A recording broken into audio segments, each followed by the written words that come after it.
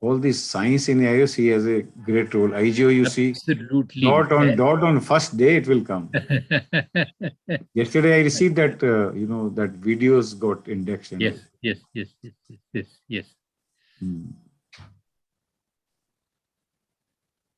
So I've told my fellows to prepare videos. I don't know whether we'll meet his standards or not, but that way we improve our quality also, actually. We are live.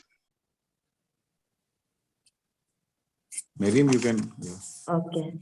Good evening, everyone. Welcome to iFocus Online. Today is lecture number 179 and retina session 31.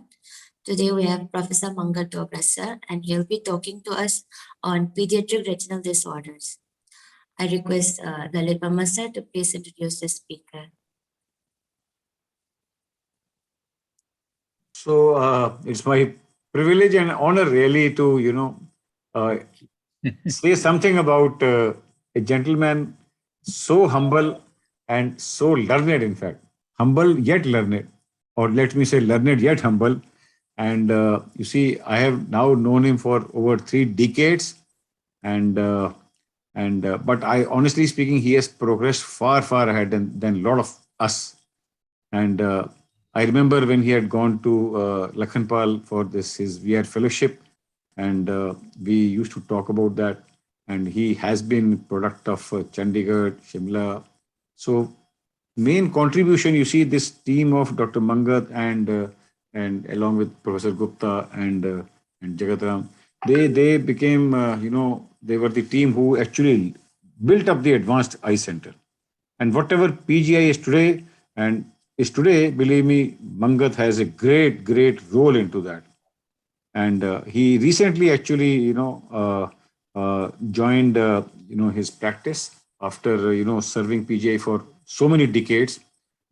And he is a renowned, VR surgeon with special interest in pediatric retinal diseases, for which I think he will deliver a talk. And within that, ROP is his baby, because whatever ROP is in India, because he trained so many ROP people. In fact, a couple of days back, we had Anand Vinekar, and he was, Mangat was his mentor and trained him so well that today, we are all proud of Vinekar, that he has become an authority in ROP.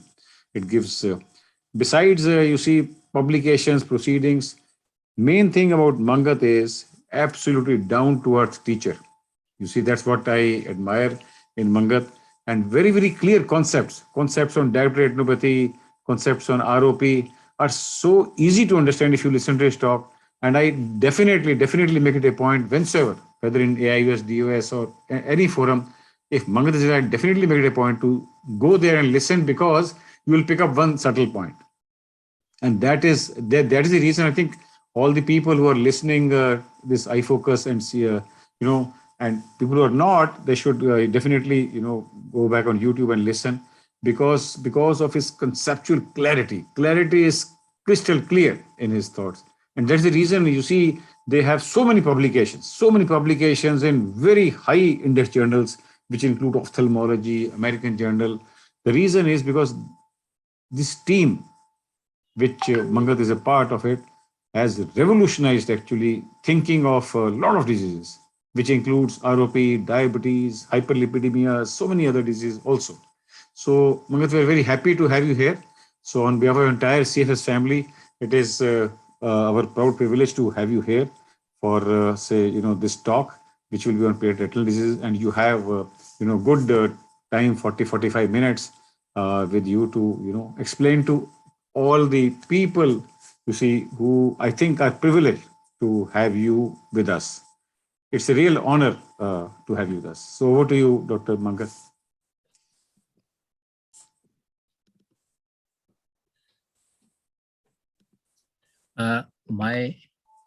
My slides are visible. I am audible.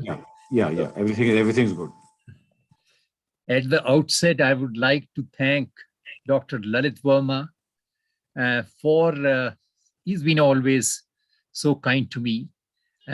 It's a mutual sort of, we learned retina probably over a period of time when very few people in this country did retina. And I think we learned so much from each other. And he has always been one person who encouraged us so much in our group here, that he was always appreciative, which was not really true for many people, those who would probably otherwise feel maybe different, that how come these people in the public sector could be achieving more than what probably, which was never expected. So thank you, Dr. Lalit. And I would like to thank Dr. Santosh.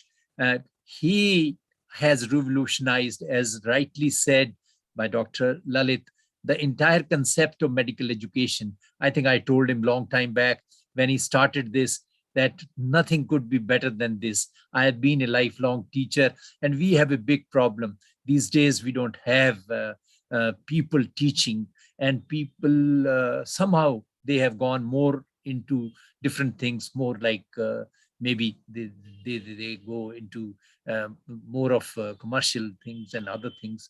So I think it is phenomenal, Dr. Santosh, what you have done, and you have changed, and you have brought so much of knowledge to all the youngsters, not only youngsters, but everybody in this country. So thank you very much again for this kind of initiative, which is to be, and of course, the entire CFS team led by my Palsasdev, who has given the platform for all this. Thank you again. And with this, I would like to come to my lecture allotted to me on pediatric retinal diseases. Well, friends, I'm not going to talk on retinopathy of prematurity. That is already done. I'm also not going to talk anything about retinoblastoma. That we have a master here who would cover or would have covered that part. So I'm just going to again emphasize one point. I think that day Anand also mentioned this, that according to WHO, half of the 1.5 million cases, though that is what is the estimate, of childhood blindness have preventable or treatable causes. That is very important. If we have preventable or treatable causes, then you see it's very, very important for us to know that what we can do and how we can take care of these problems. So pediatric retinal diseases and childhood blindness, it has got a big link, because the pediatric retinal diseases form the major cause of childhood blindness, as I'll show you in the statistics. So the retinal dystrophies or inherited retinal disorders, trauma, retinopathy of prematurity, Coats disease, retinal detachment, and familial exudative vitreoretinopathy are the major contributor. So I'll be talking about some of these diseases also today. So if you look at this chart here, you can see the retina, as far as the childhood blindness is concerned, is contributing maximum out of all in the eye. That is what the problem is. And these vary with the countries here, from the rich country to the poorer country, and we are here somewhere towards this side with 22% being contributed. So you can see huge numbers are being contributed as far as you see. In fact, these figures here, they are changing now. If we have more of a globe or cornea, and these are changing, because this is a little older dated slide. So inherited retinal dystrophies, that is the way they are addressed these days, IRDs. These are heterogeneous group of diseases, mostly bilateral symmetrical inherited disorders, and progressive photoreceptor and RP dystrophy occur. That is what happens in them. So I'm not going to go into the details of these diseases here, but I'll just like to share, like this child here, 15 years old. And if you look at this here, and you have what is a bilateral symmetrical disease, and you can see what is happening. The whole fundus, whole retina here is showing a sort of a EC, RPE sort of dystrophy. And you can see the macular area, you have again This is the way we see in many of the hereditary degeneration or in these inherited dystrophies. So they will have usually poor vision right from beginning, or it goes down the line. That is what happens in them. So one of the area which I would like to mention here is the gene therapy. This is for inherited retinal disorders being at this thing, the burning topic, and it is being tried for many diseases, and it is emerging as a major therapy. And the gene therapy, especially, it has been very promising as far as the Leber's congenital amaurosis is concerned. That is where probably it made all the difference. And that is where now the drug has been improved. It is called now, this gene therapy is called Luxturna, and it is available. It is approved by FDA for the cases of Leber's congenital. And others being tried are congenital retinoschisis, Stargardt's, Usher's. There are others also now which are being added. But as far as the Leber's congenital amaurosis is concerned, it has been mostly focused on RPE65 mutation. That is where it is being used. And that is what I mentioned to you. Now we have right from 2012 till now, the drug is this gene therapy in the form of a Luxturna, which is sort of a, of course, an expensive therapy at this time, but has shown promising. I'll not go into the details of that. And another disease which is not uncommon in our setup is a congenital retinoschisis. This is an X-linked recessive trait that affects male only. Females are usually, they are carriers, so they cannot be identified. And affected male have usually a poor central vision, which parents would note when the child has to go to school or during the vision screening in school. And retinoschisis basically results in splitting of the neurosensory retina, which usually mimics and resembles retinal detachment. So in these cases, the visual acuity may vary somewhere between 618 to 660. And bilateral foveal schisis is the hallmark, and it appears like a spoke wheel pattern. In 98% of, if this pattern is seen, it is diagnostic. And these days, OCT frequently shows, that is what would show the schisis in the middle layer of retina. And peripheral schisis does occur in 50% and mostly in the infratemporal quadrant. I'll just show you how it appears. You have typical, this is the bilateral spoke wheel pattern. If you see this, this is pathognomic of a congenital retinoschisis. And now you see here in both eyes that kind of a pattern, and you have a OCT here where you have a schisis of the middle layers of retina. You can see this is a splitting, and that is the schisis, which is very, very typical. And you may have the inner layer consist of internal limiting membrane and retinal nerve fiber layers, because there's a splitting. So they develop sort of oval defect like this, which we sometimes also label as inner retinal holes. And most of the time, you may have a picture like this. It may remain stationary, sometimes even almost throughout life, or it can progress in very few cases. Usually it will remain stationary, but the vision is already low, the macula is already showing those kind of changes. So that is what, so you have to differentiate this from retinal detachment. That is very, very important, because in these cases, otherwise one would go in, do a surgery and produce more damage.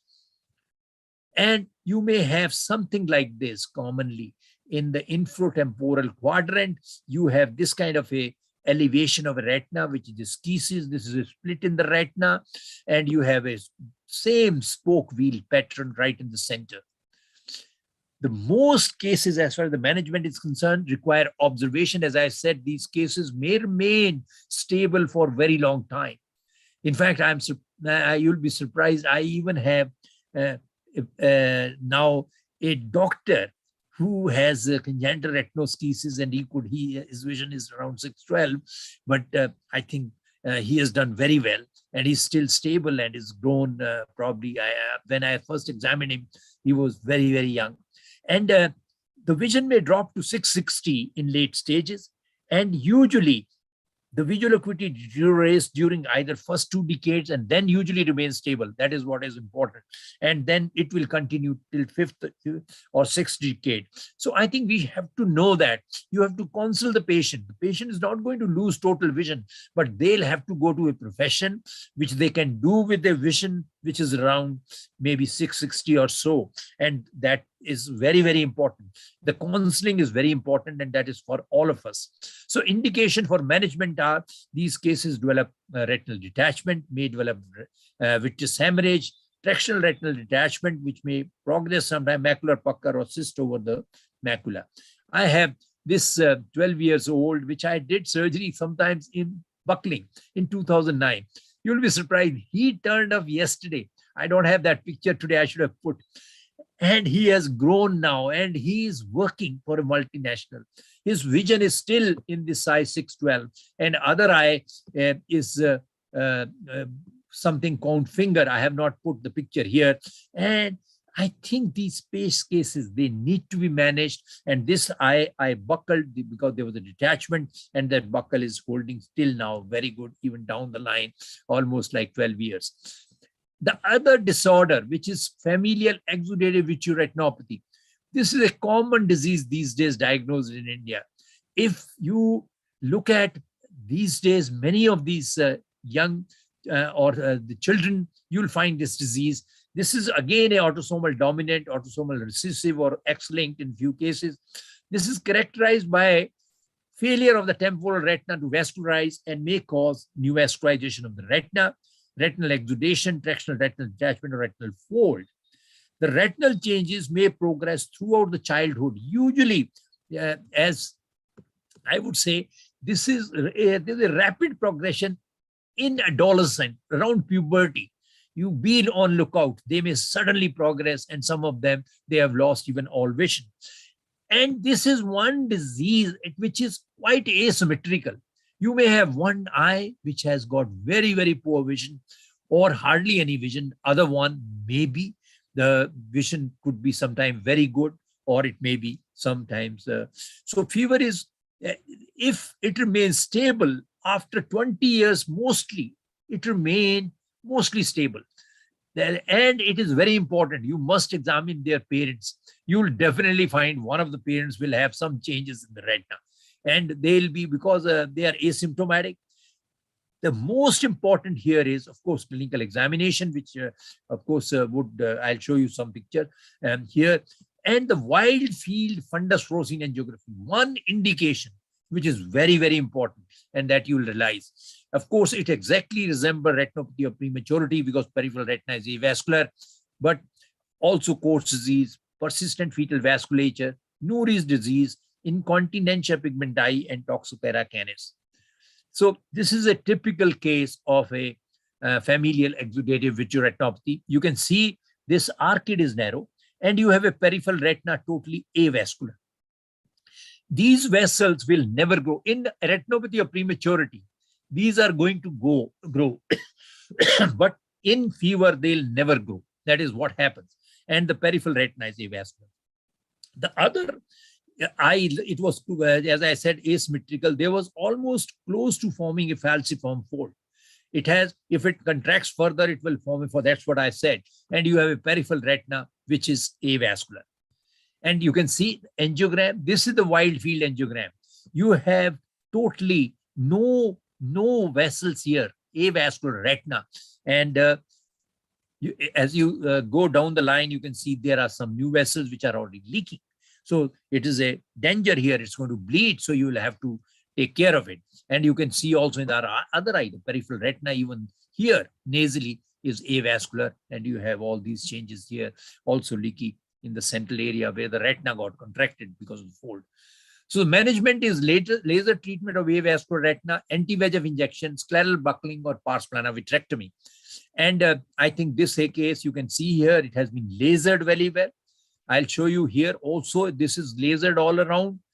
And another one which bled and has lost substantial vision. This was one-eyed, and I had to do pars plana vitrectomy for him. And after pars plana vitrectomy, you can see now even this opened up somewhat and the vision improved.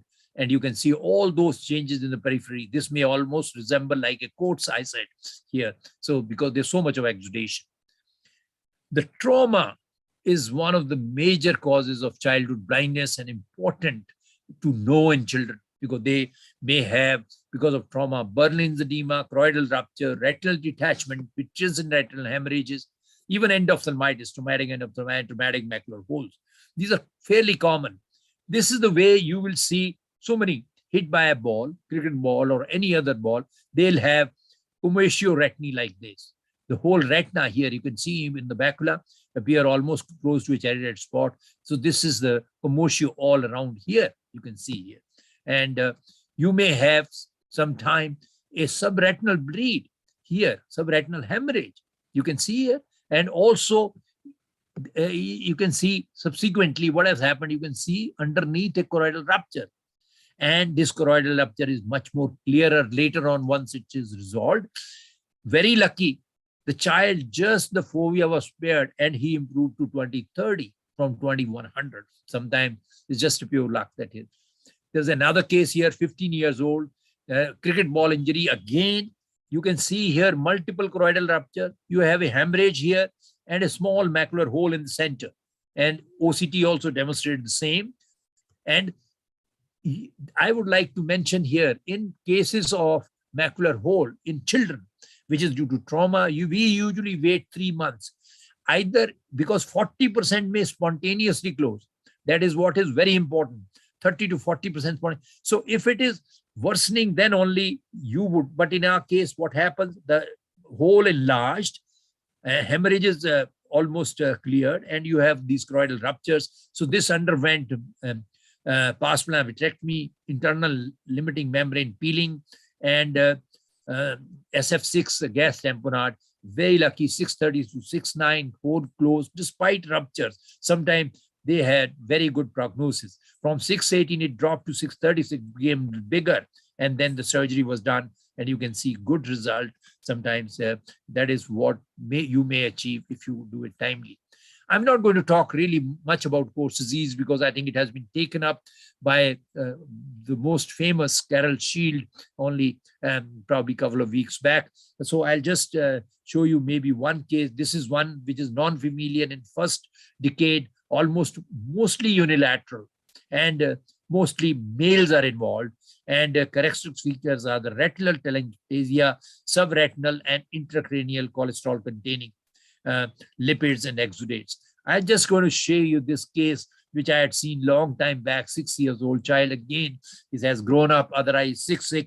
This side, they were not interested that we should do anything. I was very keen. I told them that I would do laser treatment of all these vessels, telangiectatic vessels, macroaneurysms, and so many things, because the exudation will increase. And that is what happened. Look at this. I wanted to show you how much it has increased, where it has reached from here, it become like this. And ultimately, you can see it became like this.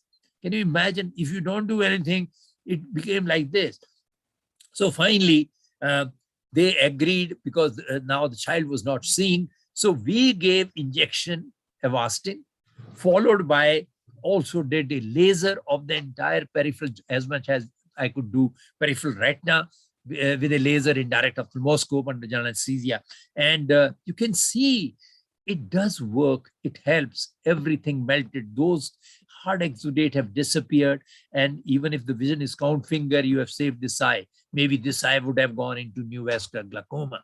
So I think it's very, very important that we do these things. I think pediatric retinal detachment forms a very major part. It is different from the adult retinal detachment. Discrepancy in the anatomical and functional outcome, because most of the time they don't know that one eye has detached. And because there are two eyes, so we get usually old detachment. And we have to explain the risk-benefit ratio to the patients, parents especially, and obtain informed consent, because their expectations are very high. And if, of course, you have a premature child, you need experienced anesthesiologist. In case you can't make a decision, do EUA, then plan it, talk to the parents and bring back again. It's very important. Remember this. This is very, very important sometimes in children. And amblyopia, even if you have fixed the retina, is a concern before 6 years of age, that all of you know. The current surgical techniques are scleral buckle, small gauge, lens sparing vitrectomy, lensectomy, and vitrectomy. The most rhegmatogenous retinal detachment, this has been my principle, should be buckled. We should do scleral buckle, because vitreous surgery, not only it will produce cataract, also it will lead to more complication PVR, because you can't remove that hyaloid in many of them because it is too tight. That is what happens. So it's why. So I'll show you some cases here. This was a phakic post-traumatic rhegmatogenous. You can see a huge tear here in an 11-year-old child. Buckling was done. You can see how well it settled. And I'll show you another extreme case. This was a phakic RD in a 14 years old. He didn't realize it. Other eye was doing fine. And can you imagine? This was like a napkin ring behind and almost like a band. So all my, you see, my other colleagues as well as residents said, sir, this is for vitrectomy. But I said, I could see the break, that I'm going to buckle it. There's no harm. Yeah, I will come back. Otherwise, we'll end up doing retinotomy, oil, everything. So I did buckling for this. This is the same child. Buckling was done. I put this 277 tire over the area and the 240 band in the area of where we had a retinal break. And after this is just showing you, of course, this is nothing very special. So can you imagine this retina settled? And that band also migrated itself out. And you can see that's how it became. So I think we have to be kind of doing these things because if we don't do it, I think we will not know. And such a case will end up into more mass cataract, oil in the eye, maybe retina would settle or not, PVR would develop. I think that's why it is important. And it is not uncommon. Other eye examination, it should be indirect ophthalmoscopy with scleral depression. In case the child is small, you take for general anesthesia, you may find sometime retinal break like this. If you find a retinal break like this, or you have a peripheral retina where are multiple breaks, you have to do a laser barrage like this. It's very, very important to prevent future retinal detachment. Bilateral retinal detachments are not uncommon in children. So I think that part one need to be very, very clear. And the lens sparing vitrectomy, I think I have been very fond of it because I used to do a lot of surgery for stage 4A and 4B ROP. And this is almost gives excellent result in these cases. Also, if you have vitreous hemorrhage in children, you do lens sparing vitrectomy. In endophthalmitis also. And some of the retinal detachment with very posterior retinal breaks, you could do lens sparing vitrectomy. Even some fever cases you could. So in children, it's a very, very important. And I'll show you just this, one of the cases, some surgery done by me a couple of years, I think 3-4 years back. You can see the child came late like this, 4A, did laser, and it soon progressed to 4B here. You can see fold has formed and so vascular. So here I did lens sparing vitrectomy, just did cut all the vitreous, removed as much as this band, it went back, and you can see how well it looks like. So I think you can do remarkable results if you go in timely, do minimal, and you must be clear where you want to do surgery, which surgery you want to do. Then there are cases you require lensectomy and vitrectomy. This is for the complex retinal detachment, like stage 5 ROP or fever, retinal detachment with coloboma. And if you have this is what is called now persistent fetal vasculature. So I'm going to share with you one case. 9-year-old male was brought to us with a history of no vision for the last 2 years. He was a very poor child. And one eye was already atrophic bulbi. So he had just perception of light. And this retina looked like this. Closed funnel RD, nothing. But since the child was blind, other eye was not there, I thought I'm going to try. So I tried putting a band around it. And after putting the band, 240 band all around. I took up this child for partial vitrectomy. You see, it looks like the retina is totally, you can't see anything. It is plastered. There's nothing there. So anyway, once I cut the vitreous there and went in, so you can see how long this retina must be detached. These are as if they are fixed there totally. So after I could make some space, I put some PFCL. This helps as a third hand. And I started going for the bigger bands which were there in between. I could see now. And after I could remove one of the bigger one, and now there was some hope that I can do something about this problem. But it was plastered all over. That even the cataract was there in the lens, but it was not that much. But I had to remove this. Can you see this giant tear which was there? It was standing up like that. And I had to literally even do cryo for this peripheral, this thing. And ultimately, you can see, it spent almost close to 3 hours. I think this video, oh, anyway, it doesn't matter. I think I have a nice picture. So that is the way ultimately it looked like. The whole macula was pulled down, and this is under the oil. When I removed the oil, still it was little down, but not that bad. Best corrected count finger 2-meter vision. This child could see. You see, so that is the greatest thing and the greatest satisfaction, even in a complicated case. And these cases are not uncommon as far as the children are concerned. And I would like to share another girl who had a tractional retinal detachment in both eyes with vitreous hemorrhage. She was in fact sent to me from all the way from Lucknow. She was not seeing when she came. She was hand movement. She was 14 years old that time. And you can see that is the way she looked. There is something behind, very, very dicey looking, and there's a vitreous hemorrhage. And this is the other eye. So you can see what is happening. So vascularized, big vessels here. And we did angiogram for this eye. You can see the whole retina is shut down, and this fibrovascular proliferation is leaking. And you can see the peripheral retina totally, there's no circulation. I think she was carrying this angiogram from Lucknow, 2010, done. And I think this was remarkable for us. And she was being just treated with so many things, giving steroids, others not diagnosed. So this gave us the diagnosis. I'll come back to that. There were these typical, what we call as aneurysmal knots. These are like knots along the arterioles. And these are diagnostic. If you have these along, and that is what you are seeing here also.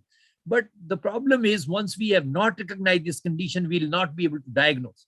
You see, that is what is important. So, and this is the angiogram, which is typical of such a case. And so we diagnose this as IRWAN. This is idiopathic retinal vasculitis, aneurysm, and neuroretinitis. So these kind of diagnoses were hardly made. We used to diagnose everything either as a Eel disease or something. That was, and hardly anybody diagnosed now those things. And this is fairly common, I must say. After this, we did publish, and I have so many other cases I'm not sharing here with you. And we have at least 5 publications on IRWAN coming from our center here. This child received intravitreal bevacizumab and partial vitrectomy. Endolaser was done in both eyes. This is the way the right eye was. Can you see here now? This is the post-operative. And this was a hand movement, became 20/30. So can you imagine the vision recovery? The other eye, which was looking very dangerous, it had a fold like this, but this eye ultimately was something like 60. So this didn't approve. And that is the way it looked like. And can you imagine, I feel so great today. This girl is in the university in Lucknow. when she comes back, she's the happiest person. With this eye, she manages. I don't know from where she's seeing, but this looks like a macular ischemia, but her vision is 6/9. I think there are so many things which we don't understand. And other eye, of course, she has a poor vision, 660. So these kind of things, I think, challenges we face in children, and we have to keep in mind what are the diagnostic points, what we can do and achieve. And there are, so I can go on and on. I'm not going to be talking more about the diseases now. I'll like to conclude my talk here that pediatric retinal diseases are the major cause of childhood blindness. I have already shown you. They form the major chunk more than any other part. And of course, I did talk about inherited retinal diseases, for which at this time we don't have treatment, but treatment is coming. Already I mentioned about the gene therapy for congenital, you see, amaurosis, where they have already successfully, even now, the Luxturna is available. And these diseases, they pose major challenge as far as the diagnosis and management is concerned. I think don't hesitate to take them for examination under anesthesia if you can't see. It's very, very important. Sometimes, even as I mentioned, and I have shown you one child and these children, those who are extreme, you have to work very hard with them. Once you have examined, then you bring back again, do the surgery. It will be very, very rewarding. And that is very, very important. And you must remember that half of the cases have a preventable or a treatable cause. That means you can do a lot. I mentioned about some of the treatments we have done, and we have to know, you see, ROP, which we have already talked and which has been my major passion of life. And I showed you one case. These are the cases where you can prevent blindness if you have screened them and diagnosed them in time and treated them in time. So, and other diseases which I have shown, which are not uncommon, which I have mentioned today. So I hope these would help you, all of you, as far as the pediatric retinal diseases are concerned. So thank you very much for this opportunity. And with this, I come to the end of my.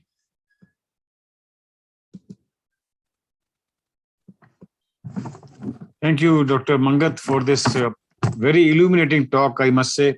You see, retina, in any case, a lot of ophthalmologists used to be actually scared of, examining retina. And to add to that, pediatric retina, further more difficult, primarily because of, children not being communicative. And a lot of times we see bilateral detachments, as you said, repeated EUAs required to come to diagnosis sometimes. So what I was trying to say was pediatric retina, within retina, is so challenging that a lot of retina colleagues also shirk from it. You see, I've seen so many retina people who will like to, not see and refer it to, say, bigger hospitals rather than, doing something about that. So that is but I think the kind of photographs you have shown, especially coats, especially that, girl where, you had managed this severe PVR, close funnel-like detachment, and you said 3-4 hours spent. I think this was the well spent time. And you see, if that, and the last case you showed of Irwan, bilateral, that one right eye showing 6/9, another, because these are the patients you remember lifelong, and patients also remember you lifelong. And you see, I have 1 or 2 patients like this. You see, these girls now, now they have children also. So those give you so much satisfaction compared to a, repairing a RD or a PVR in an adult. But if you save that eye in a child, remember, this child has, 6 decades to go, more than 6 decades to go. And therefore, you see, it's very, very important to spend time there. Be slow. Don't be in a hurry. Don't create complications. Don't, get bogged down that every patient of PVR in children will require VR surgery. So that is what I think I learned from this Mangat's lecture today. And let's have a couple of questions, Miriam, in case, because I saw a couple of, and people are feed. There are a lot of people in the chat box already there. So one question which, Mangat, I can see here is, you see, we have these young participants, Dr. Bhavna, Anusha, Sohini, Meenal, Praveen, so many people are there. So they say if these children, like you rightly said, you see, we tend to close the hole and follow the Gonin's principle. If in fever, familial retinopathy, you are somehow forced to do VR surgery with silicone-filled eye, what is the prognosis in these children? So this Dr. Sohini has raised this question. Yes, that is what I would like to say. I think the most important part would be evaluation. Once you have done a complete evaluation, as I said, many of them, they would require wide field fluorescein angiography. It's very, very important. And in case you reach a conclusion that this kind of this needs surgery, if you have a retinal break, which is peripheral, which can be buckled, do a buckling. They do very well with buckling. Even fewer cases, we have done buckling for many cases. And in case, I have shown one case where we did partial vitrectomy and removed that hyaloid and everything. You see, you have to be it is very important that posteriorly, you must remove the hyaloid. You can't go all the way anteriorly, because in these cases, if you tend to go towards where the fibrovascular proliferation is, you're going to create iatrogenic breaks. So there you can trim it. You may support it with the band like I did. I think that is very important in the periphery. And do a good laser. And in this case also we used oil. So oil would be required in many of these cases, and otherwise also in children, they may not position if you want to use gas. In some cases, it will be very difficult unless the child understands, is a little bigger, maybe 13, 14, 15 years or 16 years. Otherwise, you'll have to use it. But that is fine. It doesn't matter. Cataract would be there. Retina should remain on. Sometimes there's another thing which happens. I'm sure Dr. Lalit has also come across. You have not been able to remove hyaloid that well. So proliferation would happen under the oil. And I think they can be removed very easily under the oil itself. Under the oil itself, once you come back in about those 2 to 3 months' time to remove that oil. And that is another opportunity where sometimes even a bad looking case, you can turn into a case where you can give reasonable good prognosis. So Dr. Sohini, lesson to be learned is in young children with detachment or FEVR, if there is a peripheral break, you try to buckle it first. That's what I would do. You see, even in moderate PVRs or try to buckle first and wait for a couple of weeks. If you are forced to do a VR surgery, you see, aim is to, like was being told, peeling of the hyaloid is most challenging step. You say, remember one case, I tried, ultimately I created a break and tried to drain, could not peel off the hyaloid. And then under air, with the help of one diamond duster, I could, suck under the air and created a full hyaloid removal. So that sometimes helps. What I'm trying to say is, wherever possible, buckle and don't be afraid, go very slow.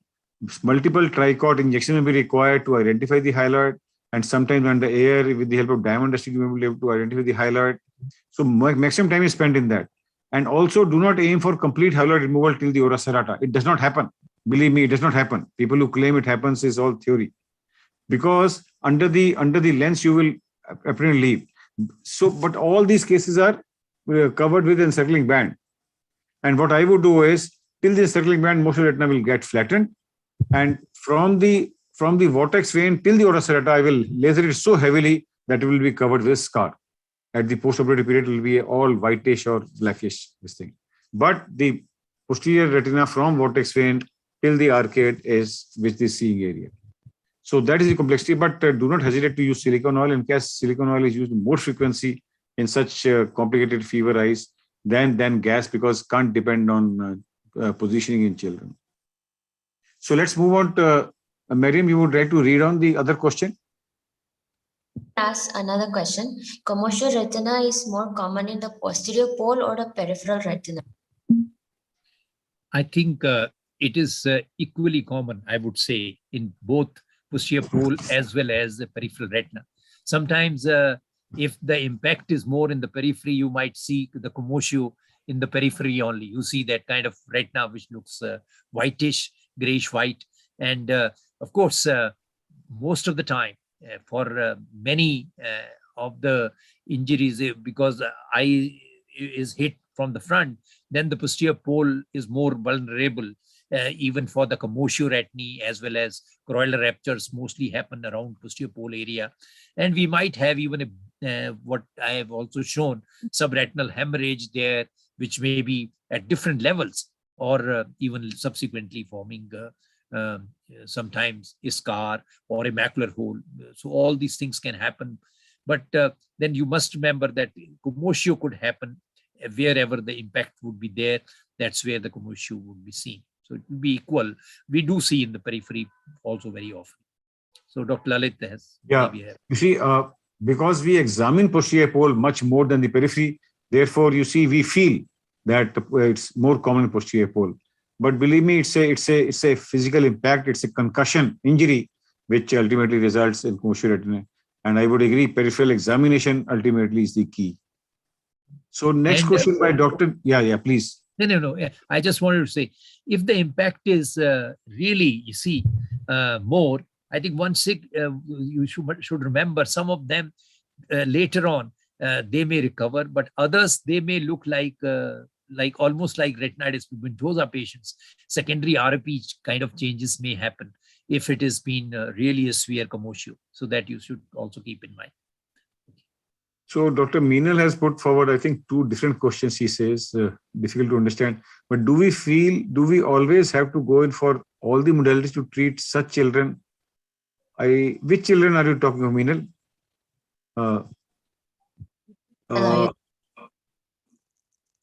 What is the effect on the eyeball development in children who have? One is development of eyeball in children who have undergone cryo. Yeah. I think cryo is not a problem. I may tell you my story. I came back after my fellowship, Dr. Lalit mentioned, in 91 to PGI, and I started doing cryo in 91. From 91 to 97, I did cryo for ROP. So that's what I'm talking about, premature child. You will be surprised. I have these children now. Even one of the cryo child, he's a doctor's son. He has become a doctor. So he's already doing his post-graduation these days. So I'm just saying, I mean, it is not affect. Cryo, only thing is cryo is very, very devastating when it is done in the children. We used to do under general anesthesia. Second day, you may have, rather than one head, you may have 3 heads, because it produces so much of inflammation. There used to be so much of scare. But then we realized that is what used to happen. And that's how the cryo has almost sort of, especially for ROP, has gone out, and it is the laser now. Because that is where we used to do 360 degree. So that is, you can imagine how much cryo was done. So cryo is not an issue. Cryo you could do if it is required for any case, even in retinal detachment. While doing a retinal detachment, you go ahead, it will not do any harm. Problem would be if you want to put a band in a small child, in a premature child, or in the first few months. I think that is where the problem is. So that we understand these days, if we put a band for these children or premature children, that needs to be cut or removed. And usually we do that after about 6 months. That is very important. Otherwise, there's a problem. That is where the development of the eye would be arrested, and you will have all the problems. Dr. Meenal, sometimes you see, if you do 3D cryos in ROP, it's so difficult to see eye also sometimes. The hemosis is so much for a couple of days, and you have to, treat them with topical steroids. But believe me, cryo is a useful tool. First point. Secondly, what went against cryo was the people were doing it very intensively. You see, what I would recommend is, whenever you do cryo, as soon as it comes at the choroidal level, you please stop, because after that you will see it will increase and come to the outer retina also. If you keep persisting until it becomes absolute white retina, then it creates huge amount of inflammation, pigment dispersion, and maybe sometimes PVR also. But by and large, you see, I have never regretted using cryo, but we do it under direct visualization. Blind cryo should not be done, and always have an eye towards when the ice ball starts forming and it reaches the choroidal level, which is pale yellowish in color, stop it. Don't wait for whitening or chitta, absolutely white, to occur. If you wait, then it's then obviously you see you are stimulating all those cells in the retina astrocytes, they will develop severe PVR. So cryo went into disrepute because of post-op morbidity, which especially in ROP. So laser has become the standard of care. But even in detachment, sometimes believe me, we still use cryo for a very good adhesive action. So cryo is not dead for me. Yes, very good, very good points, Dr. Lalit. Thank you for that we should be very gentle and we should not be doing intense cryo, which is a problem. Thank you. And I think she has clarified this, that children with all these retinal disorders which Professor Dogra has described, you see, do we always have to go for all the modalities to treat such children? I think these modalities, Mangat would agree, have to be tailored as per the, like he showed fantastic case of, coats which didn't get treated earlier, and then exudation increased. So sometimes, I think Mangat, you described that you gave Avastin and then laser that and had very good response. Yes. So all the modalities may not be required. You see, I had one follow-up today of course disease which I had lasered 8 years back, but I had done cryo also. You see, because periphery was, laser could not reach at that and pupil was not. But believe me, ultimately aim is to achieve that effect. So sometimes you may do laser for the posterior part, but LIO with indentation, most of the times we are able to reach periphery. So usage of modality is titrated as per the need of the condition. But believe me, coarse disease, if you identify the telangiectatic vessels and if you kill those vessels, I have some very useful, very, very nice patients, at least 8-10 of them who still come and amazing resolution of exudation.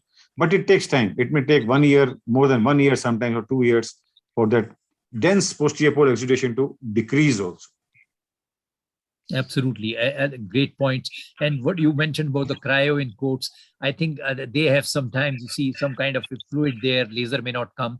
It is the cryo may be required for supplementation. Again, another use of cryo, absolutely agree, as well as you have given a very good point, Dr. Lalit, and I think treating is very important. All those telangiectatic vessels, they need to be treated, they need to be ablated. Either we do with the laser, which is with the laser indirect ophthalmoscope, or we use a cryo. I think absolutely, I agree with you. And even with laser, I would sometimes use a continuous wave modality. Suppose the reaction is minimal.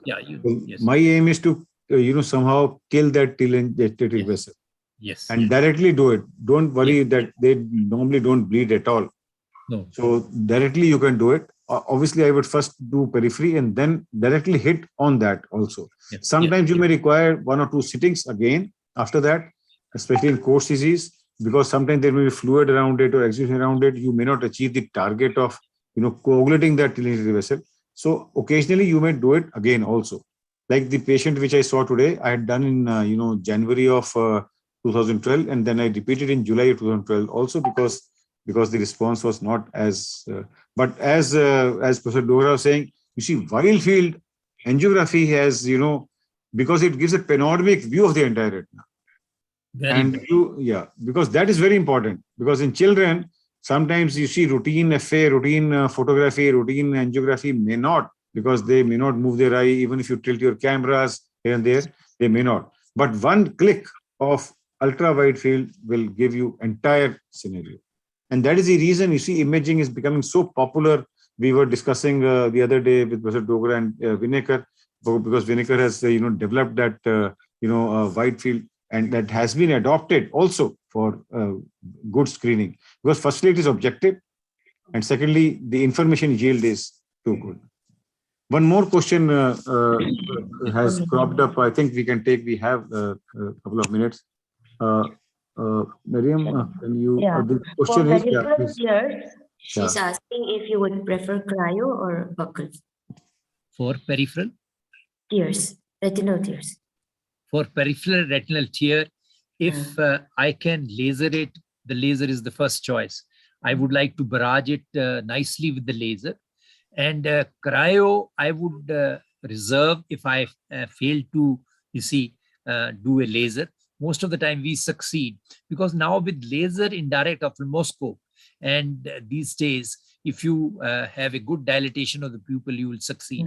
But in case you have one of the edges, you are still not able to do it. It does happen sometimes. Towards the especially in the base area, you may have a fluid and you can't your laser. Then maybe you will supplement with the cryo. So, Dr. Lalit. 100%. I agree with you 100%. Laser is always the first choice. And since these children are under, anesthesia or deep sedation, we always do an LIO, because we can depress it very easily. But sometimes if not, or there is, you can always supplement with gentle cryo. As I said, do not do a heavy cryo. Gentle cryo will yield that good result after 2 or 3 weeks or so. So preferable, as Professor Dogra said, is laser. Cryo is always a second choice, but I always keep it ready, so that in case I'm not able to do because of pupillary size, or because of sometimes poor visibility, or sometimes laser not coming, or whatever reason, so cryo can be done. Buckling is generally not done for a retinal tear, because you see, buckling alone we don't do it, because ultimately we have to close the break, or close the communication of the vitreous and the break, so that the fluid does not go through the break and lifts the retina. So that adhesion, only thing is, when you are doing a buckle, when you're doing a LIO laser, do not leave gaps in between, as in DME laser or CR, where argon laser we do for diabetic retinopathy. We classically teach that your half burn apart, but here you can't leave gaps. Therefore, you put at least 3-4 rows. I think Dr. Mangat showed in a fellow eye of the patient, he inferiorly had lasered 3-4 rows very nicely. So, any other question, Dr. Deepti or Miriam? Yeah. So there is one question which they have asked. What is the pathophysiology leading to a drag macula, and what are the causes for drag macula? I think, very important question. You see, it is basically the peripheral proliferation, fibrovascular proliferation, peripheral tractional detachment, which it's very interesting. Once that proliferation happens, so this temporal arcades start getting narrower. And once it is increasing further, it goes further narrower. And once it is very severe, it just closes and produces a fold. That is the way the whole genesis is. And this we find often, very often, even in ROP, which I did all my life, in fewer cases, as well as in certain other diseases, we find it. This can at times be after a surgery, you may find a dry fold happening in the retina, because you put a buckle or something, or you kind of drag the retina. So basically, it happens much more in the children, because vitreous is solid, it is going to contract, and the arcade is going to get more and more narrow, and ultimately it will become the falciform fold. That is what happens. Yes. Yeah. Any other question you have, Miriam? Yes, sir. They have asked, I'll just read out the question, sir. In cases of traumatic macular hole in children, what is the step of management? I was expecting this question, actually, traumatic macular hole, because you see, Mangat showed a very nice picture where this patient had complication not only of the hole, but had multiple choroidal tears also, and had a fantastic response after surgery. Yeah, I just wanted to, that we should not leave such cases, may do very well. That was the idea. The question here is, you see, once you see a traumatic macular hole in a child, mostly it has been studied, and I did mention that you wait for 3 months. Don't go straight away for surgery, because Dr. Lalit is here. He also knows that 30 to 40% spontaneously close in children. In small children, it closes, you see. So that is why it is not done. It's not like adult. And since the closure rate is so much, I have seen myself in quite a few where it is closed later on. But in our case, which I demonstrated, it became bigger. That is what, if it is becoming bigger, then you are going in and doing surgery. So surgery, you see, is also a challenge in children, because their positioning is a challenge. Putting in a gas or an oil becomes an issue. But that child, you see, as I mentioned, was almost like 15 years. He could cooperate with me and did very well. So I think definitely we should wait. So Miriam, the lesson to be learned here is that in a traumatic macular hole, be conservative in the beginning. And believe me, 6-9 adult macular hole I may operate, but 6-12 macular hole in a child I may not. 6-12 also I may not operate. The reason being, you see, like Mangat was saying, nearly half of them may close spontaneously also. Because you see, remember Hippocrates' oath, you see, once you go inside, the kind of issues you can face in a child, because one of the key steps in a macular surgery is peel off the hyaloid. In case you can't do it, believe me, you will have, sweating during surgery, believe me, because that is what we want to. And what he showed very nicely was that if there is a progressive or vertical follow-up, may vision loss, like 6-9, say 6-18 ho gaya, then you don't hesitate. You don't hesitate and take, multiple hyaloid, multiple tricot injection remove. Be patient. You see, patience in children is required more often than in adults because you have to be slow, because you cannot create iatrogenic complication at all in children. So very important. So principles of surgery remain the same. Why we, because one is that, PHF creation is very difficult. Secondly, natural history of traumatic macular holes, you see 40-50% close themselves. And third, positioning in children is not so easy. Not so easy. I think we're done with the questions. So any other question, Dr. Deepti? There is one, but I think sir has already answered, like congenital retinoschisis. Which layer is affected there? Yeah, I said mostly it is the middle layer, you see, which will be a split. So basically you have a neurosensory retina where the problem is. That's how this retina, where you have a schisis, is almost like a dead retina. So that is what you have to remember. And so many a times in these cases, we may not do anything. We may laser that area and leave it. Laser does come in these cases. But I've not gone into that part. So only indication of, intervening is once they develop, outer retinal holes. Yes, yes. Because inner retinal holes, what he showed very nicely, oval retinal holes, those are not indications, although it looks very tempting to, do something about them. But there are laser tests available. You can do a, test dose of laser. Laser comes very nicely because outer retinal hole is not there. As far as only retinal holes, we don't manage. Once patient develops outer retinal hole and some of them communicate, then the neurosensory retina, entire retina, that may lift up, and then you can go inside and operate. And results are not so bad. Results are pretty okay in such situations. So I'm waiting for any question by Dr. Deepti Kurian. She's listening and listening. Actually, she is sending the questions from the social media portal. If we have time for one more question, they have asked, how do we differentiate FEVR and codes clinically and on FFA? I think very good question. That's why I mentioned in the differential diagnosis, codes, you see the hallmark is telangiectatic vessels. If you are seeing telangiectatic vessels and in fever, it is totally cut off peripheral avascular retina. That's why once we do that wild field fundus fluorescein angiography, we'll find all these telangiectatic vessel leaking all over, and vascularization would be going there. You may have exudation in both, doesn't matter. But in fever, the vessel will never go beyond where they have been after birth. They remain there. You may have a fibrovascular proliferation, you may have an exudation, you may have a hemorrhage, anything, but the vessels will never grow. That's how you don't have a avascular retina in cases of Coats disease. So hallmark is those telangiectatic vessels. As soon as you see in a 7 to 8 year old male child, you immediately screen you see if time is not on your side, temporal or upper temporal or infotemporal retina. Most often you will see those telangiectatic vessels and with exudation, massive exudation on the posterior pole. So that is, I think, very, very pertinent. So I think with this, because Santosh has arrived on the scene, meaning it's a signal for us to wind up, because as soon as Santosh appears, I normally, as the last question at that time, although he's kind enough to permit a couple of questions, but let me, honestly admit that whatever we heard from this Doyen, Dr. Mangat Dogra. The reason being because you see, I said retina itself is a very challenging subject, or vitreoretinal surgery. Pediatric retina is further very challenging, primarily because you see the diagnosis is delayed in a lot of these patients.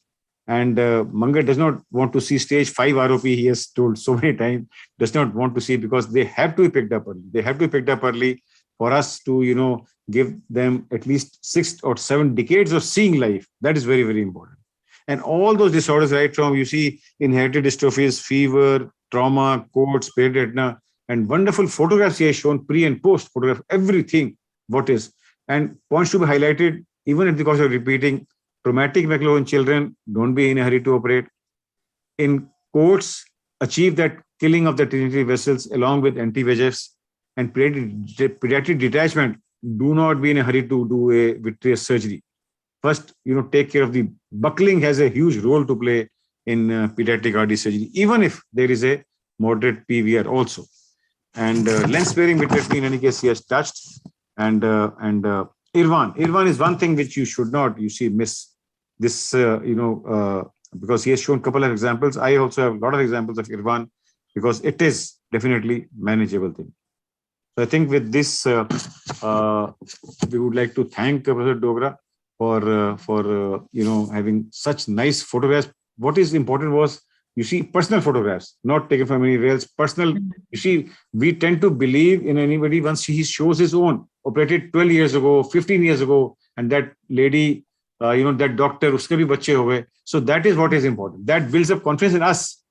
By whatever he is saying, we also need to adopt at least some of them. And believe me, if you adopt at least whatever 10% what he has spoken, you will become a great pediatric retina specialist. So with this, we, thank Manoj, thank Mangat, and from the entire CFS team, really obliged that you took out time to illuminate all our colleagues. And over to Santosh now. Thank you so much, sir. Thank you very much. Thank you for the invitation. And really, thank you. Thank you, Miriam, for doing the job. And thanks, Dr. Lalit, and for apart from thanking Mangat, I am very much happy that there were a lot of participation by the hot seat participants, and they really asked questions which were all answered. Thanks a lot. Thank you. We have diagnosis and classification of diabetic retinopathy. I hope all the hot seaters also log in again. Dr. Ajit Babu sir will be talking on Friday. Thanks, Miriam, and thanks, Mangat, once again. Thank you. Good night. Thanks, Dr. Santosh. Bye. Thank you.